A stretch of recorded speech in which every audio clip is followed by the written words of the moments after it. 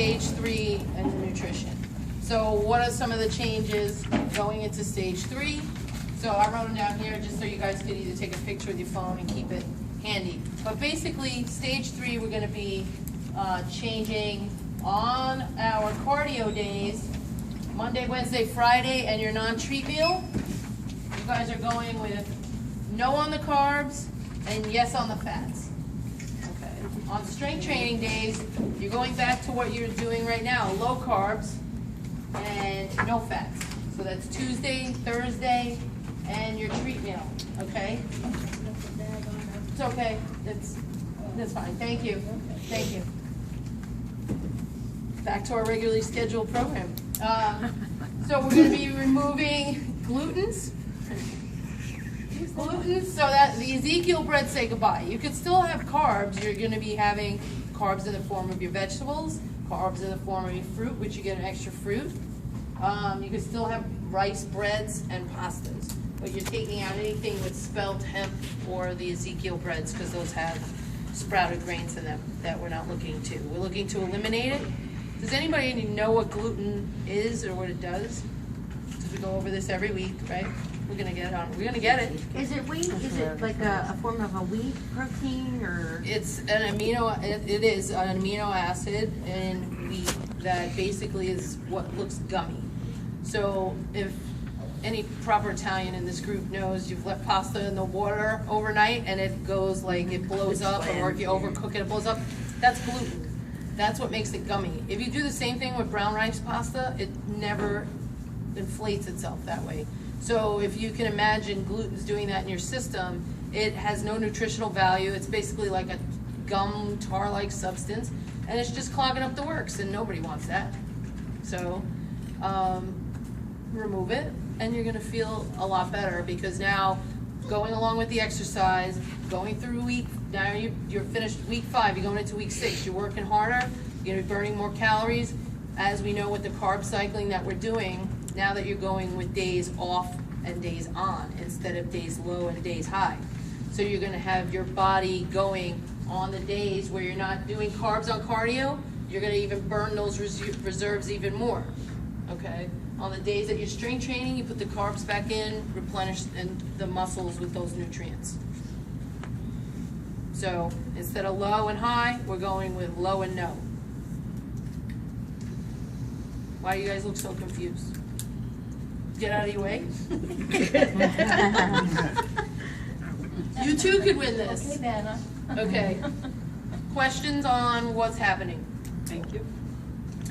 This is where the vegetables, the complex carbs that you're eating are going to become more and more important. Get those vegetables in because it's going to sustain you longer. They're going to have more nutritional value. There's going to be more fiber in them. So if you put them in your shakes in the morning, that's even better. All right, get those vegetables in throughout the course of the day. Keep those blood sugar levels nice and stable, and you're going to have a lot more success. So keep practicing.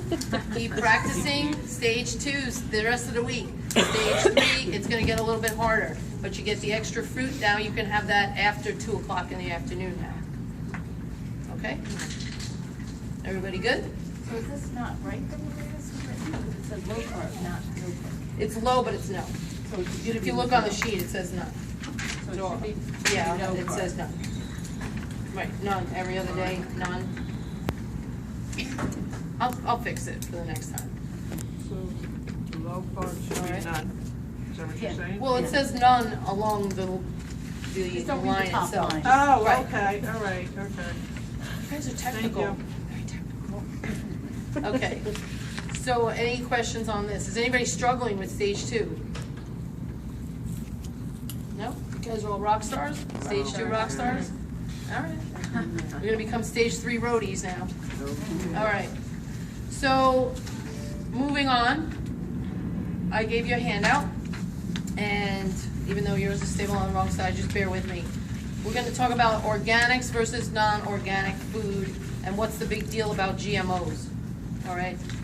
Is everybody familiar with organic versus non-organic? Okay, all right.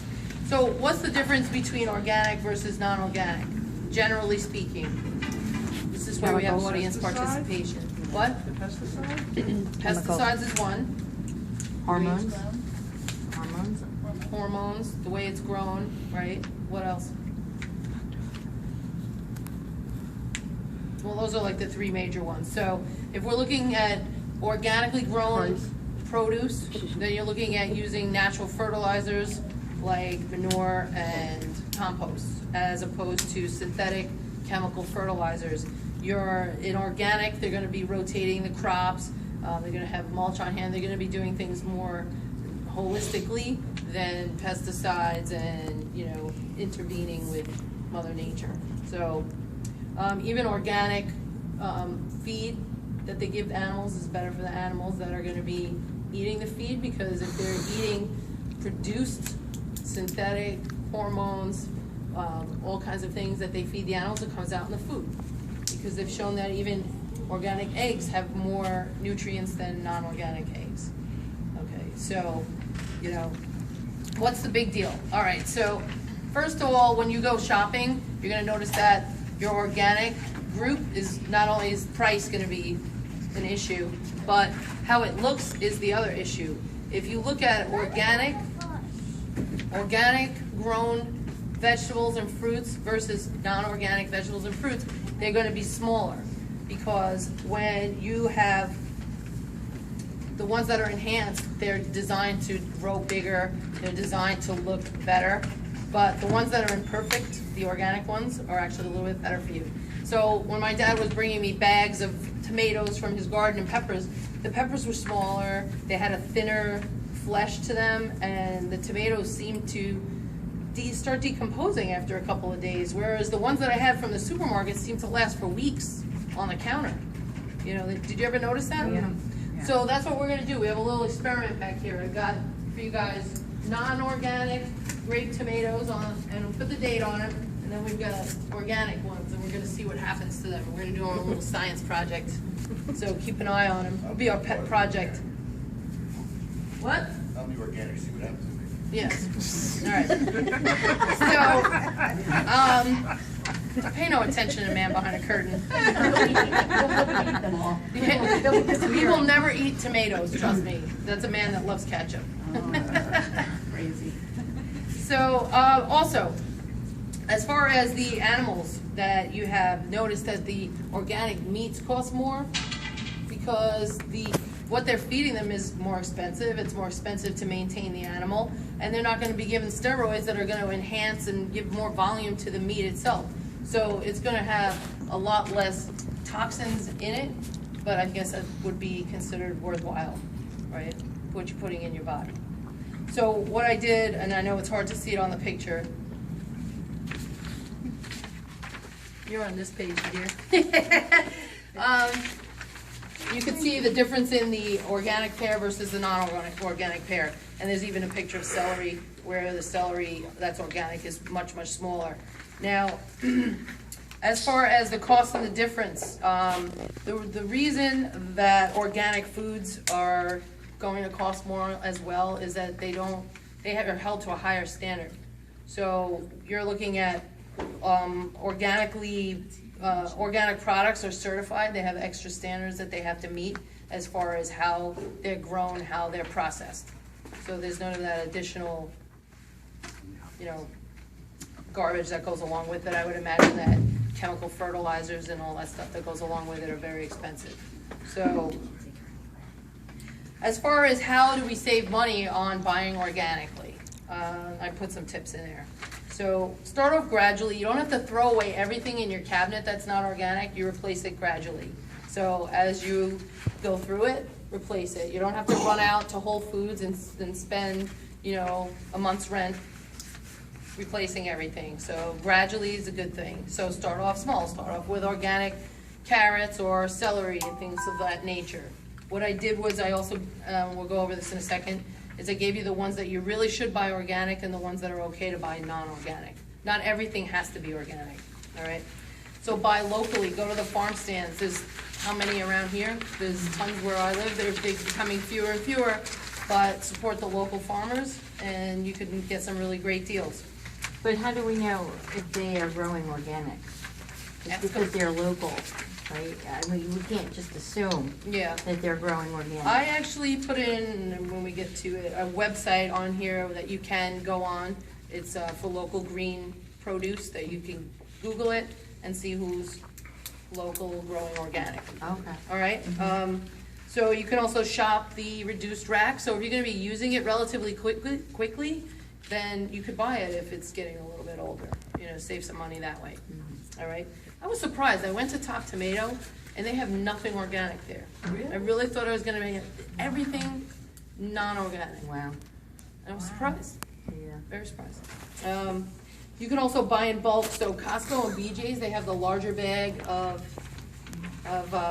you guys gonna go to the principal's office, all right? So, they have, organic quinoa, in the bigger bag, it's $7 or $8, whereas if you go to the organic aisle in the supermarket, it's a little bag, it's like $5. So if you buy in bulk, you could save some money. And you can turn the page now, Jean. Okay. One of the key things is to buy what's in season. You don't have to buy stuff that's out of season. Buy what's in season. You're gonna spend a lot less money because of the shipping costs to get produce in that's not in season as opposed to what's local and what's available, all right? Sure.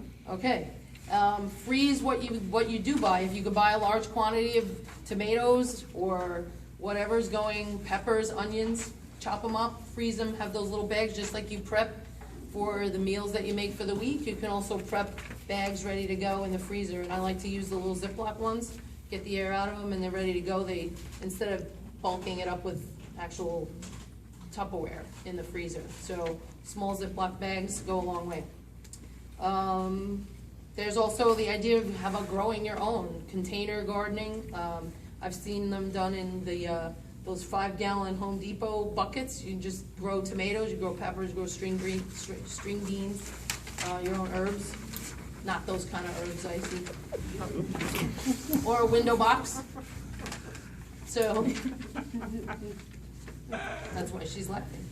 So here's what you were talking about, Linda. You can also buy online. The Green People's Directory will tell you what's local and what's around. Green People's Directory, Yeah. it's called? I know that Red Bank has a farmer's market through, I think, October, November. Does anybody know one around here? The Galleria? Is there, I know, is there one around here? There's one in downtown Concord. Okay, so good. So share that information on the Facebook page with each other. So what's the worst of the worst? The dirty dozen, the top 3 are apples. So 98% of regular apples that you buy in the store or in the bag have pesticides in them. Celery is one of the worst offenders. There's about 57 different pesticides that they use. In fact, they will rotate crops using celery to soak up the pesticides in Oh my other God, are you fields. kidding me? So if they've really heavily sprayed a field, they plant celery and I soaks love it up. celery. Think about the water content in celery, and that it will soak up all those toxins in the soil. So that's what you're eating. Okay. Well, that's going in the right. It's bad. So buy organic. It costs a little bit more, but when I started to read this, started to get really thinking about it. Starts to really drive home. Like we talked week 1 about clean eating and reading the labels, and now it's like, oh, you think it's fresh fruit and vegetables? Be aware of what you're buying, all right? So strawberries, the same thing. There's about 13 different pesticides that could be in strawberries, used on strawberries. So the organic ones, you get half the size, half of the amount of strawberries for the same price, but Or it's one of the frozen worst ones, offenders. The frozen berries Mm-hmm. that are organic. The organic ones, that's a good option. Costco. Very good, thank you. So what about additives, pesticides, and other substances? So the biggest difference between organic and non-organic are gonna be the modification methods that they're using. Pesticides and other substances, they also use additives and fortifiers and other substances so they can process foods. So if you're buying canned vegetables, on top of the fact that you're buying canned, you have to watch out for the lining of the cans, especially canned tomatoes, can be toxic. So buying organic, but buying not just watching the can, right? So the PVAs in the can that become part of the vegetable. So organic products are limited to legislation methods. So again, if it says certified organic on it, that's for sure, all right? Just because USDA organic, there's all those different labels, what do they mean, right? What's the difference between organic, natural, and conventional? So know the differences, start doing some homework on this, because it gets more and more important. So again, animals that are going to be producing products like eggs, milk, and cheese are also given growth hormones, they're given additives, all those things go right into the final product as well, so be aware of that. So if you look at, I can put a chart here, from the worst offender, as I said, about 100% of celery crops are gonna have pesticides in them. There's up to 64 pesticides. Peaches are one of the worst too, 62 types of pesticides. Kale, another one that we use a lot of, over 55 different types of pesticides can be used. So if you go down the list, strawberries, blueberries, over 50, lettuce, 50, bell peppers, almost 50, spinach. I know you could buy organic spinach in Costco for about $5. The bag lasts the entire week. So limit your exposure to those. Potatoes, grapes, nectarines. So the list goes on and on. What I did was, this is something, again, you could take a picture of it with your phone on the next page, and I will put these on the Facebook page so you can get a cleaner copy. The Dirty Dozen, what to not buy regular, you should buy organic, are apple, celery, strawberries, peaches, spinach, nectarines, grapes, peppers, potatoes, blueberries, lettuce, kale, and collard greens. So those are your Dirty Dozen. If you want to use a resource, right on the bottom of that is foodnews.org. Try and pull that up and do some more homework for yourselves. The Clean 15, the lowest in pesticides, are onions, corn, which we don't really. Yeah, I thought corn we aren't Yeah. supposed to, right? If you're gonna buy it, I guess, well, we're not gonna eat it, so it's not on our approved list. Pineapples, avocado, asparagus, peas, mangoes, eggplant, those are all pretty good. I would imagine that cantaloupes, melons, things that have like a real thick rind around them are gonna be less likely to soak up pesticides. All right. So we talked about vegetables, fruits, we talked about eggs, milk products, but what about fish? That's probably one of the worst offenders, buying a farm-raised fish. I've seen, how they raise farm-raised fish, even in the ocean, they feed them chicken shit, right? And pesticides and antibiotics, because they carry so much disease when they're farmed, because they're not swimming around, that they're in such close quarters that they carry a lot of disease. They have to feed them all of that to keep it, of a certain quality, if you will. So some of the things, just to go over for nutritionally speaking on farm-raised fish, it's gonna have lower levels of protein and omega-3s as opposed to wild-caught, which are gonna have better fats and higher levels of omega-3 for you. What they feed them are pesticides, herbicides, and GMOs, as opposed to just eating whatever they eat. There's toxic compounds that are in farm-raised fish, and you're not gonna find those in wild-caught. There's lower levels of mercury sometimes in farm-raised fish. However, it's saying that the ones that are raised in the ocean are going to have the same levels of mercury as an ocean fish would. So that's why you should limit the amount of salmon that you eat. The bigger the fish, the higher the likelihood is that they're going to have a high level of toxins in them, because that means they're older and they've been swimming around in pollution. So cod would be on that list also? Cod is a cold water fish, and I think that that's one of the ones that are good. You want to watch the tuna. And shark and all that. Tuna, shark, those bigger ones. Cod But is cold fine. water What fishes are about good for you, like tilapia? halibut. That should be fine. Tilapia is the Usually worst farm-raised, offender. isn't it? Really? You know what tilapia really is? It's a They make it sound garbage-eating organic. fish. It's really a carp. It's like a goldfish. It's a garbage-eating fish. Yeah. It eats all the garbage at the bottom of the ocean. It That's does. what I it's know a tilapia. carp does, and they're disgusting. Yeah, Yeah. they're not a clean fish. Yeah. So They're the garbage. reason that, they feed them these pesticides and antibiotics goes right into their flesh, and you're eating that flesh. So think about it. So if they have lice and pests and they're feeding them antibiotics, they're gonna pass on to you too. So you're way less likely to get those levels of anything if you're eating something wild caught. So I know it kills you to pay like $12, $14 for a pound of salmon as opposed to $6 or $5 when it's on sale, but when you think about what's going into your body, the likelihood of, getting some type of inflammatory disease or cancer, it makes you think. So just keep thinking about it when you go shopping.